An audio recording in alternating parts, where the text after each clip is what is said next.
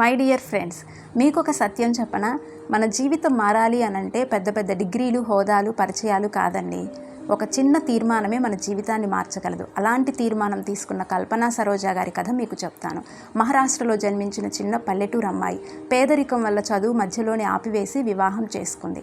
తన భర్త ఇల్లు తనకు సంతోషాన్ని ఇవ్వలేక తిరిగి పుట్టింటికి వచ్చింది. ఇదేనా నా జీవితం అని ప్రశ్నించుకుంది. ఒక చిన్న నిర్ణయం తీసుకుంది. కుట్టు మిషన్ కొనుగోలు చేసి దర్జీ పని నుంచి చిన్న వ్యాపారము, ఆ పైన పెద్ద వ్యాపారానికి దారితీసింది.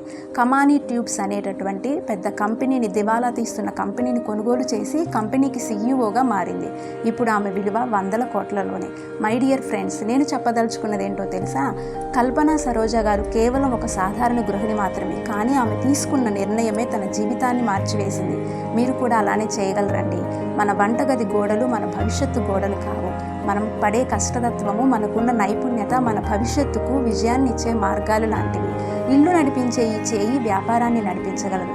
వంటగదిలో వెలిగే మంట మీ భవిష్యత్తును కూడా వెలిగించగలదు. ఏమంటారు?